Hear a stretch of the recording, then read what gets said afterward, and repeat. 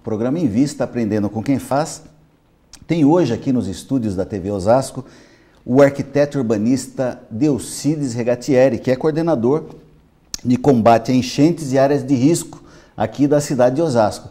Delcides, nós falávamos sobre o microclima, sobre o clima numa amplitude maior, sobre as questões globais. E agora eu queria falar um pouquinho com você aqui da nossa cidade, da cidade de Osasco.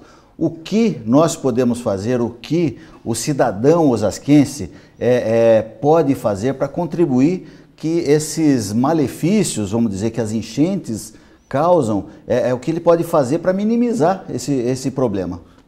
Na verdade, assim, a ação da prefeitura, né, na verdade, assim, ela se detém em algumas ações que, evidentemente, você precisa responder de uma forma adequada, né, às vezes uma situação de socorro imediato, que diante das tragédias possíveis, né, ou previsíveis que estão colocadas, isso é o papel da prefeitura, ela vem atuando muito fortemente na área do planejamento e planejando e preparando as ações. Assim, na verdade, você tem uma ação combinada, né? Primeiro, acho que o cidadão deve ter uma firmeza, deve ter uma clareza do problema, na verdade, dos resíduos sólidos, né? Esse material, mediante qualquer chuva, é o que acaba causando o entupimento de bocas de lobo. É aquele lixo que a gente joga ali na rua, às vezes deixa o saco de lixo na calçada. Isso. Por incrível que pareça, né? Mas às vezes a propaganda de outras, como da cidade de São Paulo, também tem ajudado. Colocar o lixo no momento certo que está passando, isso é importante, né? Porque você vê situações de inundação, você vê boiando lixo aí para todo lado. Eu acho que precisa a administração pública também precisa começar a pensar as áreas de várzeas em que se tem. Eu acho que teve um avanço aí do ponto de vista da lei, de você ter a lei das piscininhas, das retenções temporárias. E isso, assim, veja bem, você vê o grande aumento de trânsito nas cidades, os estacionamentos, a ampliação dos estacionamentos. Essa lei, ela vem também no sentido, ou seja, de começar a pensar essas coisas. Pô, se vai ter um estacionamento, por que o estacionamento, ao invés de ser asfalto, não pode ser o quê? De pedrisco, né? De uma forma que a água que cai ali possa penetrar no solo. Você tem grandes superfícies impermeabilizadas em Osasco, tem um estudo feito lá na coordenadoria mesmo. A área da bacia do Buçocaba é uma das áreas mais impermeabilizadas que tem, né? Então você sofre com cheias na região central, você sofre com cheias na região do Santo Antoninho, infelizmente. E daí, assim, a gente está buscando, evidentemente, estamos desenvolvendo aí um estudo mais precisamente na bacia do Buçocaba e também, evidentemente, mantendo o alerta, a situação de planejamento ainda, é claro, nas outras bacias. Mas a gente vê os corpos d'água se alterando, né? Por exemplo, você pega o córrego, o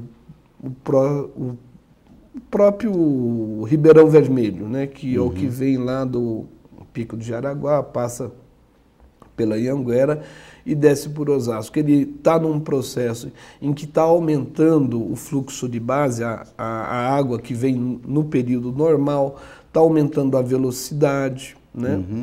Então, isso é o quê? Decorrente, né, do processo de urbanização que você está tendo no pé da Serra da Cantareira, né, e em outros locais, a própria, que a gente está estudando com mais detalhe, a própria ampliação da Anhanguera também está incidindo sobre alargamento da Anhanguera, que está sendo feita pela Autoban, está incidindo de forma negativa ao funcionamento do Ribeirão Vermelho. Você percorre o Ribeirão Vermelho, você vê um processo erosivo. Tudo isso, na verdade, são fenômenos. Você pode, mas o que tem a ver? Mas são fenômenos associados à chuva. Né? Tanto o deslizamento, a erosão, né, e a enchente, o processo forma um ciclo. Sim, né? sim. Ele forma um ciclo e esse ciclo é fechado. Eu acho que, como cidadão, a gente, na verdade, para começar a reverter, tem que começar a pensar a desimpermeabilização de grandes áreas, aumentar significativamente, né, quando eu digo significativamente, assim, fazer alguma coisa que gere impacto mesmo na cidade, o aumento da quantidade de árvores tem que ser plantadas, né? Porque só aí você consegue reduzir os termômetros, né, que geram ilha de calor, né, assim, para você começar a reverter. A própria árvore, ela reduz o impacto, ela diminui a velocidade, diminui o tempo de residência da água na bacia, então ela faz com que a água, nos pontos mais baixos, ela demore mais. Ela demorando mais, ela dá tempo, por exemplo, que é o fenômeno que a gente vê aqui na bacia do Buçocaba, né? Sim. Ela dá tempo para que a água que incide sobre a região central escoe, né? Você tendo uma incidência com grande velocidade, chega tudo junto onde se acumula? Nos pontos mais baixos. Que aí, no caso... E, na verdade, assim, é bom lembrar que a região central de Osasco está sobre uma área da várzea do Tietê, né? O Bonfim, toda essa... Você pega e começa a estudar as várzeas, as cotas, você percebe. Assim como boa parte do Rochidale, boa parte daquelas famílias que...